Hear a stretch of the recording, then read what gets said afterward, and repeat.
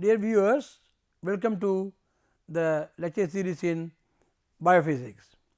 You have now known what do you mean by a unit cell, a crystal, atomic scattering factor, structure factor, electron density equation, and most importantly the phases, which is known as phase problem in crystallography. Now, coming to the structure factors, there is an important concept which is known as systematic absences. So, that is what we are going to begin with today's lecture series.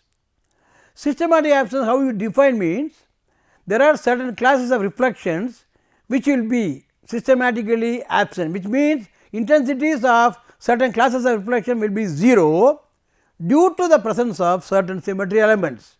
You already know that there are symmetry elements like screw axis, rotation axis, inversion axis, etc. What is the consequence of these symmetry elements on the intensities of Bragg refraction? The consequence of the symmetry elements is to make certain classes of intensities absent. When you say absent, completely intensity will not be 0, but compared to let us say 100 or something, it will be 1 or 2 and so on. So, these are called systematic absences. We are going to give you a mathematical proof for the systematic absences. So, now let us take an example, the space group P21. P21 space group belongs to monoclinic crystal system. There are 7 crystal systems. P21 belongs to the monoclinic crystal systems. 21 means a screw axis, there is a two-fold rotation followed by a translation along the rotation axis by half unit. So, that is what is meant by P21. If you look at the P21 space group, for every atom at x j, y j, z j, we have an identical atom at minus x j, half plus y j, minus z j. So, whenever I put x, y, z, I mean the positions of a molecule, do not confuse, it is not a single atom. The positions of one molecule are at x, y, z, and positions of the second molecule are at minus x, half plus y, minus z. So, if we say n atoms are there in the unit cell, n by 2 atom will be at the first positions x j, y j, z j, and the other n by 2 atom will be at positions minus x j, half plus y j, minus z j. So, already we know the trick of splitting the structure factor when you have 2 substitution, atomic substitution, though the structure factor summation of j running from 1 to capital N now will go from j equal to 1 to n by 2, because 2 positions we are going to substitute. Now, we have equation 17, where f h k l in the case of P21 phase group becomes summation j 1 to n by 2 f j, then square bracket e power 2 pi I, first position h x j k y j l is substituted, plus e power 2 pi I h times for x j, now I am putting minus x j, then for k y j I am putting half plus y j second position, then for z j I am putting minus z j, it is clear. So, we must compare 17 clearly. In 17 the structure factor equation, I have substituted the 2 sets of atoms, one at x j, y j, z j, and another at minus x j, half plus y, minus z j. Now, we are going to use simply the trigonometric formula, again your plus 10 syllabus like that. E power a plus b is e power a times e power b, and e power pi I n is nothing but minus 1 power n, where whenever n is an integer, e power pi I n is minus 1 power n. So, with this formula I can simplify equation 17 as f h k l j equal to 1 to n by 2 f j, first part is simple corresponding to x j, y j, z j. So, e power 2 pi I h x j plus k y j l z j. In the second part, again I will go back and show you, second part we have h times minus x j. So, minus h x j, fine, k times half plus y j. So, just multiply k into half, that is again multiply 2 pi I, 2 cancels, we get pi I k, e power pi I k is nothing but minus 1 power k. So, that trick I am following, that becomes minus 1 power k, then rest is e power 2 pi I minus h x j plus k y j minus l z j. So, now f h k l takes the simple form of equation 19. Again I would like to simplify, because h k l is anything including positive integer and negative integer and 0. Now, set h equal to 0 and l equal to 0. So, automatically 19 becomes f of 0 k 0 equals j equal to 1 to n by 2 little f j times e power 2 pi I k y j plus minus 1 power k e power 2 pi I again k y j. Now, k is, suppose assume k is odd, then minus 1 power k becomes minus 1. So, the two exponents will cancel, because e power 2 pi I minus something e power 2 pi I k y a. So, that will be 0, f 0 k 0 will be 0, but when k is even, minus 1 power k becomes positive. So, these two exponents add up to give twice of the exponent. So, that is what I have given. So, finally, if you look at, we have 21, f of 0 k 0 is nothing but j equal to 1 to n by 2 twice f j e power 2 pi I k y j. If you want to remove 2 and n by 2, you simply rewrite j equal to 1 to n f j times e power 2 pi I k y j, which means that whenever k is odd, f 0 k 0 equal to 0. So, this is called a systematic absence. Systematically, why is called systematic absence? 0 f such an intensity of 0 1 0 will be 0, 0 2 0 will be having a value, intensity of 0 3 0 reflection will be 0, 0 4 0 will be, that is why systematically whenever k is odd, that intensity will be 0 or the very minimum compared to the next reflection. So, if we extend this thing, because there is a one p 21 means there is a 2 1 screw axis along b axis. If you take another space group p 21 21 21, we talk about this happens in orthorhombic space group. We talk about 3 screw axes, one along A, one along B, one along C. Similar trick you can apply instead of minus 1 power k along the B axis. If you take the screw along A axis, it will be minus 1 power h. Then if you take screw along C axis, it becomes minus 1 power L. So, together we talk about intensity of h is 0 0, h odd will be absent because of screw along A axis, and intensity of 0 k 0 will be absent because there is a screw along B axis like p 21, and intensity of 0 0 L odd will be absent because there is a screw along C axis. So, like that for different space group, systematic absences have been listed in the book called International Union of Crystallography tables. So, it has already been published, but now the electronic counter recent times the data collection facility takes care of it, it automatically assigns the space group. In the earlier times in 40s or 30s, no, people used to have cameras. I will teach you when you talk about the subject later, Weissenberg camera, Berger precision camera and so on. Those days we have to index each spot, each Bragg reflection has to be indexed, then intensity you have to find. In those cases intensity systematic absences are very useful, but now and also using that only you are assigning space group. It is a complicated process those times. When there is a two-fold rotation, then when you rotate about two-fold axis, the layer plus 1 minus 1 intensity will be similar and so on. It is a complicated procedure, but from 80s no, everything became automatic. By looking into the systematic absences, the computer knows what is the space group, it automatically gives you the space group, but the thrill of knowing crystallography is lost unless you go through all these things. Now, we will go in detail about direct methods. As seen earlier, direct methods are the mathematical methods using which directly from the measured intensities I can get individual phases, of course, using the phase relations and tangent formula. But in these direct methods for the easier mathematics, they assume certain things which irritated the physicists throughout the world that time. I am talking about 1930s and 40s. They thought that your diffraction belongs to a physics problem and this bottleneck phase problem should be answered only by physicists.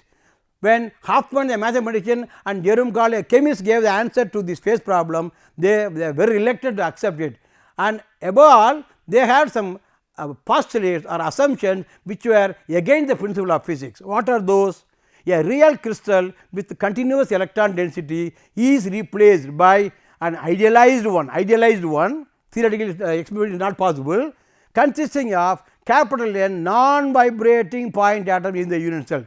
But as per lattice theory of vibration, atoms do undergo thermal vibration. They said, you people, you do not know the physics of it, because you are a chemist and mathematician, you do not know physics part, we will not accept your answer. Even though they gave the answer to the phase problem in 40s, vehemently it was opposed until 1966, when the wife of Professor Jerome Karl, Isabella Karl, used their formula and solved the actual 3-dimensional structure of a dipeptide. Thereafter only it was automated, we will see later about it.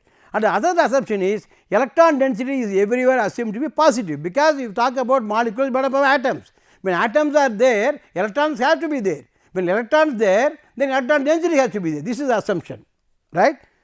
Now, for the validity of crystallographic statistics, when you talk about crystallographic statistics, the contribution by Professor A.J.C. Wilson, FRS, should not be forgotten, and also the contribution from our neighboring lab, University of Madras Center of Advanced Studies in Crystallography and Biophysics, Professor Srinivasan and Professor Pathasarthi, they have published a book also, Statistical Applications in Crystallography. So, crystallography statistics is a valuable tool, but unfortunately many people are not interested, because we have a black box. No, they operate, press the button and they get the structure, but you younger generation should know how far these people struggled in earlier to get out the answer. No. So, that is why I am explaining all these things.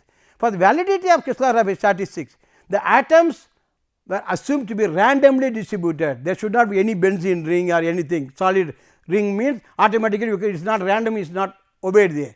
So, that is the way they have been assuming. For the easier mathematical calculation, again they assume that all atoms are assumed to be equal. That is what irritated the physicists. How can you assume a carbon containing 6 electrons to be a point atom, and also again in oxygen containing 8 electrons to be point atom? If so, how will you discriminate between oxygen and carbon or nitrogen? The answer to this objection was again given by those two people. We assume everything based on our assumptions. We will give you a picture x j, y j is of atoms, then you go to reality. Instead of point atom, you go to spherical atom, then you assume theoretical vibration, everything. But just because these two are non-physicists, they have been vehemently opposed, but finally they won the Nobel Prize. That is another story. Now, let us see what are the various steps involved in the direct methods. First, there are some linear combinations of phases which have been found by these people called and Hoffman. These are called structure invariants or semi invariants. Let us see what is this definition of structure invariant or semi invariants. Certain linear combinations of phases whose values remain unchanged when the origin is moved. It can be anything, that is called structure invariance, but when the origin is moved within those permitted by space group symmetry, that is called structure semi invariance. So, in general, if you do not want to have any confusion, structure invariants or structure semi invariants are certain phase relationship, that is all, which involve the change or shift of origin from the conventional 0 0 0 to other point. So, that is the thing. So, from these phase relations and from the known knowledge of the normalized structure factor amplitude corresponding to point atom, which can be obtained using spherical atom structure factors, they use the tangent formula equation 1 to obtain phases. So, now you know the phases, you know the E value, they got the E map, they got the structure. So, then they went to reality. So, this is the story of direct methods. Now, let us see in this connection what is the effect of shift in origin. Whenever you represent a system of a set of coordinates x j, y j, z j for a molecule, it is always with respect to certain origin called 0, 0, 0. If you look at the unit cell, there are 8 centers of symmetry. So, these are listed as 0 0 0, half 0 0, 0 half 0, 0 0 half, half half 0, half 0 half, 0 half half, half half half. So, 0 0 0 anything, that is origin, no, 0 0 0. Half 0 0 means along A axis in the unit cell you take center, half means center. Because unit cell means each unit A, B, C is assumed to be one unit like that. So, in the A axis if you cut half center midpoint, that is known as half 0 0 point. In the B axis you take a point at half, then it is called 0 half 0. In the C axis you cut it in the middle, it is called 0 0 half. So, these are midpoint of the 3 axes in the unit cell A, B, C, clear. Now, when you talk about a plane A, B plane, center points of that plane, that will be half half 0. When you talk about AC plane, half 0 half, then you talk about BC plane 0 half half, that is it. Then the whole unit cell, it has a center, that is known as half half half. This is how we define the centers of symmetry. 8 centers of symmetry are possible in every unit cell. So, this is a picture representation I am showing in the right hand side, right.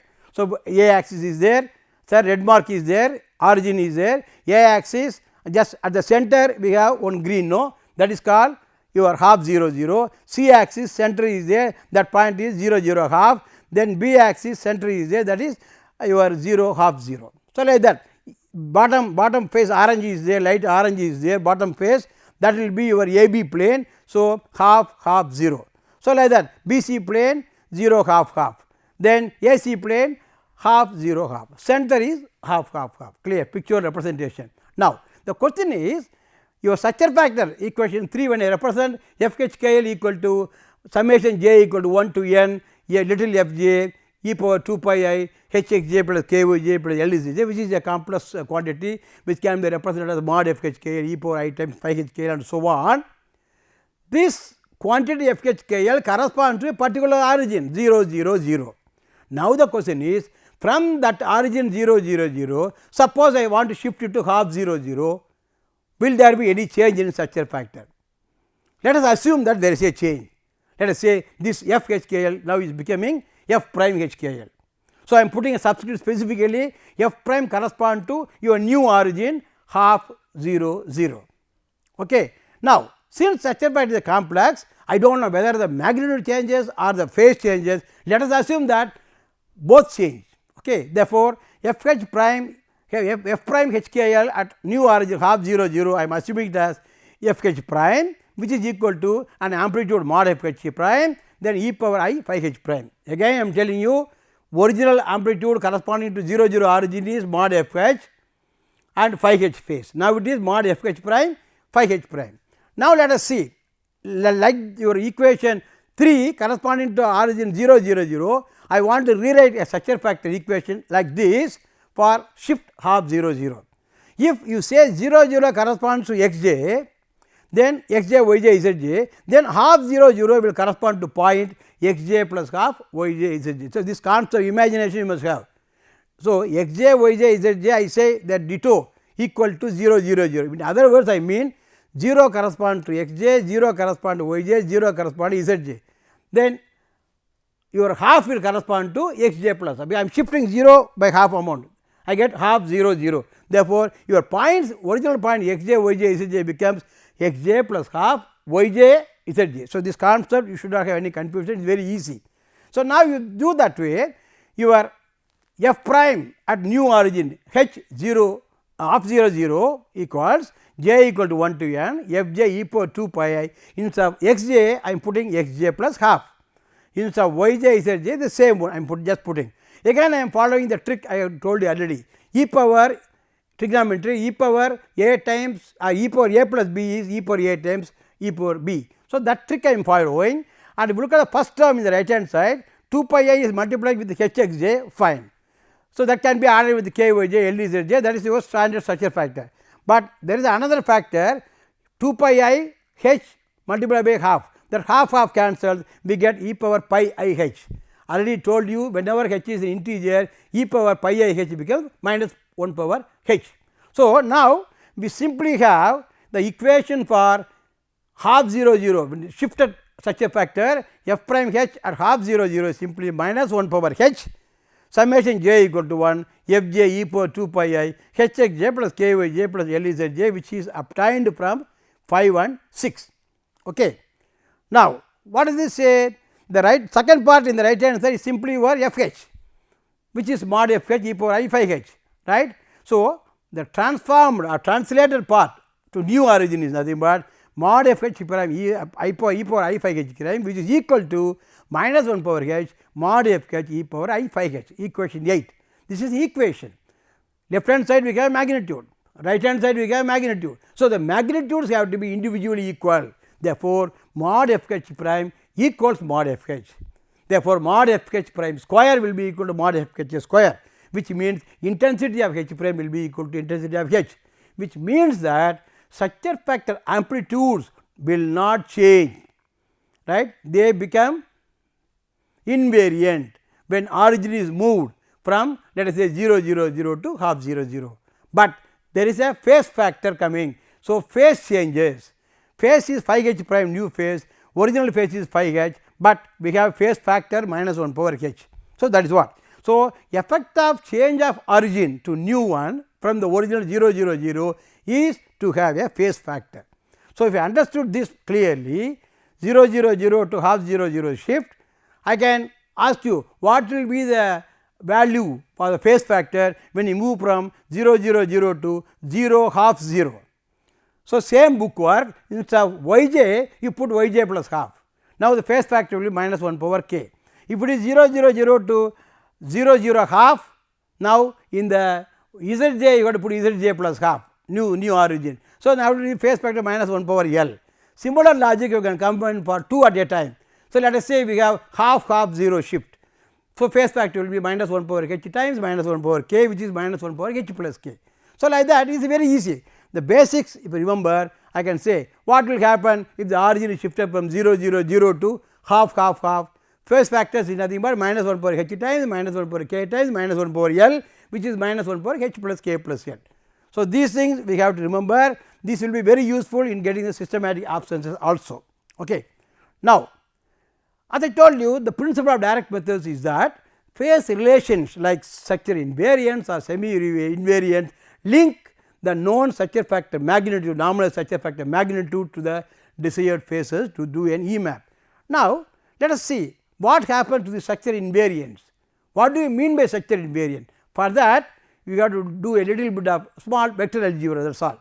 Now, if we look at figure 1, I have a point P, origin is O.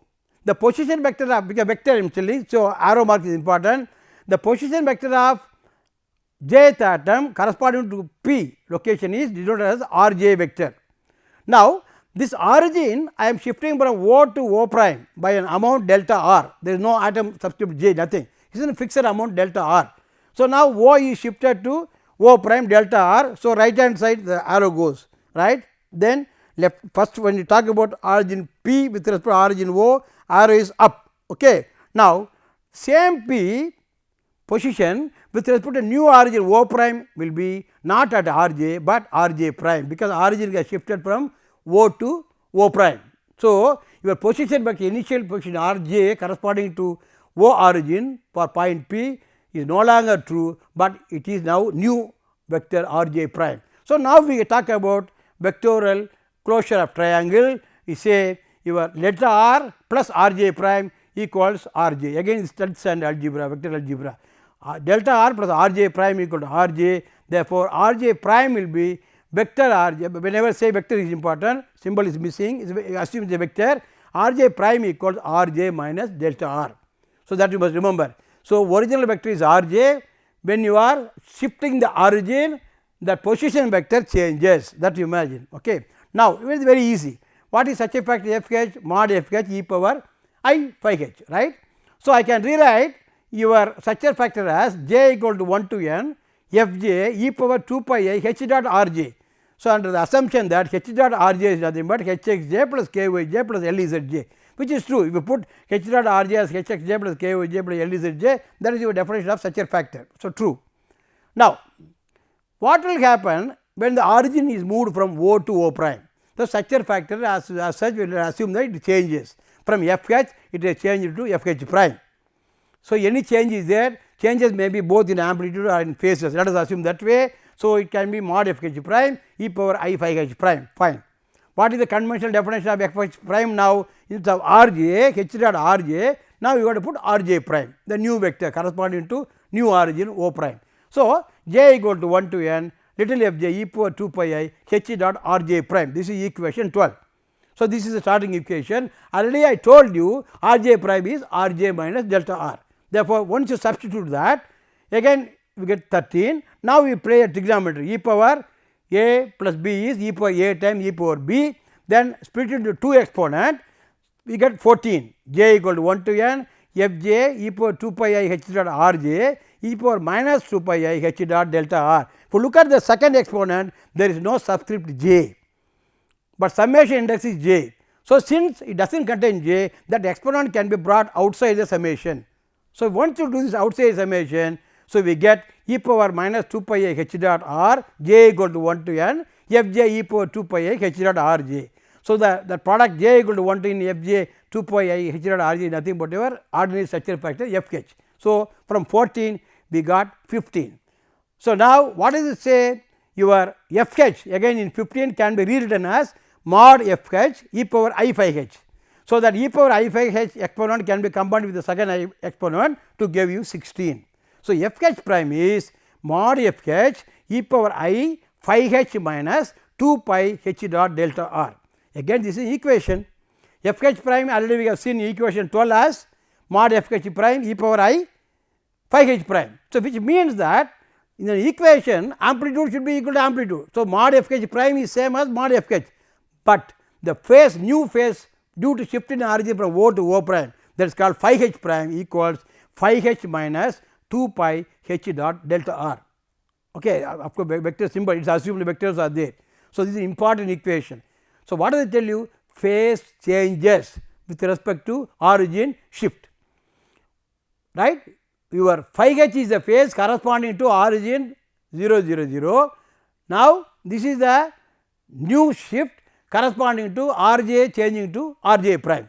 So, the effect of your origin shift from O to O prime by an amount delta r makes the new phase phi h prime as the old phase phi h minus 2 pi h dot delta r, which means that individual phase is a variant, it is varying. It means original phase corresponding to 0 0 0 is not the same like phase corresponding to your new origin. Okay. Now, for argument's sake I have taken a reflection capital H, it may be a reflection Miller indices H1 K1 L1. Same relation is true if I take some other symbol capital K, it may be H2 K2 L2, then same L H3 K3 L3 and so on. So, I can have 3 relations, right. When you have these 3 relations, I can add the 3 relations also. So, what will happen to phi h prime plus phi k prime plus phi L prime equal to phi h plus phi k plus phi L minus 2 pi times h plus k plus L dot delta r.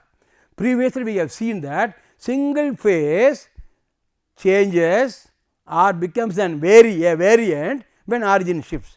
Now, I am telling that a combination of 3 phases also changes with respect to shift in origin, because if phi h prime plus phi k prime phi L prime equals phi h plus phi k plus phi L, I can say that this combination is an invariant, but extra factor is there second term in 18, which means that a linear combination of 3 phases also has changed due to your origin shift. Now, a question I can ask you, is there any possibility in equation 18 to become phi h prime plus phi k prime plus phi L prime equals phi h plus phi k plus phi L? I have asked the question so many times, everybody will tell this will happen when delta r equal to 0. That is impossible, because I am telling that O is shifted to O prime by an amount delta r. So, delta r has a value, delta r cannot be equal to 0, but the only way is h plus k plus L can be 0. Is it possible? Because h is a reflection h1 k1 L1, k is a reflection h2 k2 L2, L is a reflection h3 k3 L3, and I told you these Miller indices can be positive, negative or 0. So, there is some possibility when h1 plus h2 plus h3 will be 0, k1 plus k2 plus k3 will be 0, L1 plus L2 plus L3 equal to 0. That is what I call it as h plus k plus L equal to 0. In these cases, the sum of the 3 phases phi h prime plus phi k prime plus phi L prime equals phi h plus phi k plus phi L. Now, I say that the sum of 3 phases becomes an invariant. So, this is called a triplet, because it combines 3 phases. A combination of 3 phases becomes invariant provided h plus k plus L equal to 0. This is an important relation. So, let us stop with this now, and we can continue later for higher invariant. Let us now revise what you have learnt in this today's lecture. We have seen how many types of origins are there, choice of origins are there, 8 types of origins are there, what are there. Then we see what will happen when the origin is moved from one to another, whether amplitude changes or phase changes. We found that amplitude does not change, intensity will not change, only phase changes. Then we thought about change of origin for a position vector rj. When position vector rj become rj prime, what changes? We found that such a factor magnitude again it is a constant, but phase changes. But there are some instances where when 3 combinations of 3 phases phi h plus phi k plus phi L, when h plus k plus L equal to 0 exists, then these 3 phases will not change, they become unchanged or they remain invariant. So, this is the formula, the famous formula derived by Hoffman and Karl. Thank you.